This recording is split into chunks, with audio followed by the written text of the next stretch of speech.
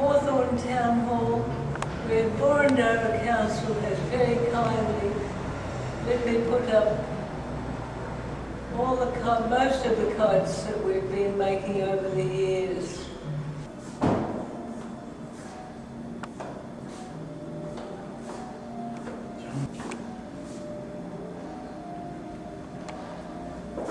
This is one of the earliest ones we made, and we knew nothing at all about how to build a kite. So in trying to build an aerodynamic space in it, I put a keel in it. See that? And that's the keel that gradually went into hang gliders. And the other important thing on this kite is this. These two follow that. That's the head, and this makes it a double head. And the double head gives two lots of lift to the kite. So this is a very important kite, and it was built in 74. At the time, in 1974, we knew nothing about delta wing kites. They were just being talked about. So I built this one as a very long delta, and I wanted it to have a lot of lift. Now this one follows that one because this one was one of our latest kites, and it has all the same features as that other one. It has a keel, and it has a double head. That's the main head, and then here's the double head. Goes up to there, so that the kite goes like that as it rises. So it can lift a very long tail. And this would be one of the longest kites in the world. And that's a very heavy tail. Just one tail would not lift it.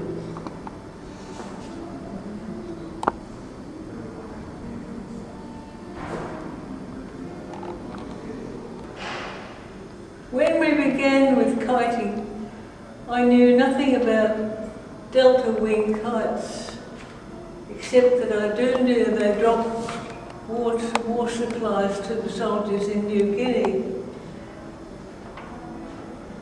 Then we began to think that they would hold men as hang gliders, but they were making them too flat, so they would turn over and drop their pilot. So I put a keel in the body to stabilise the kite so that it has a third dimension. And this is one of the first ones because it's got a very deep keel.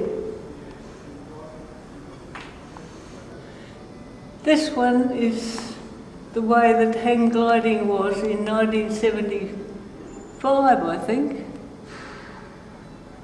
You see, they have a very flat kite and the man hanging underneath. And these were killing several people every weekend. So we put the keel in the kite, and hang gliders began to put keels in their kites too. This is the patent office picture of a kite with a keel in it. And this went all over the world, and people began to put it in their kites. So this keel led on from that into this keel to make it pretty.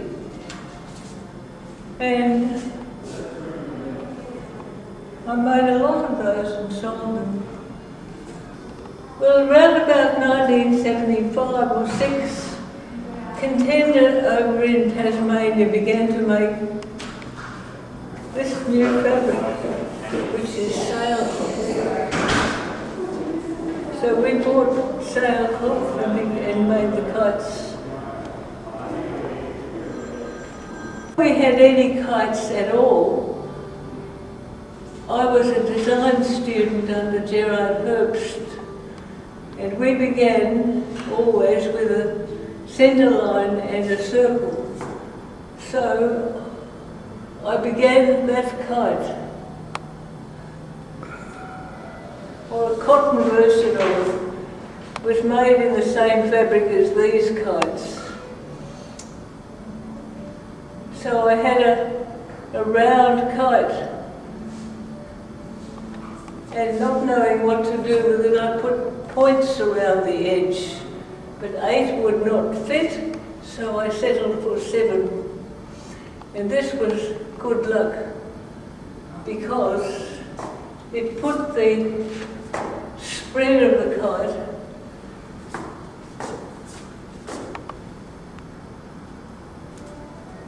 across. Where's the other one?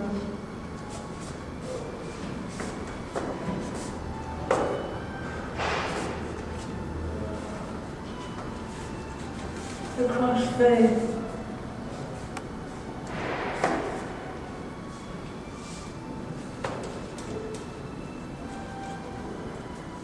Which is 3/7 of the circle. Kite in brown cotton flew the first time I tried it and never ever stopped. It always would fly. No trouble at all.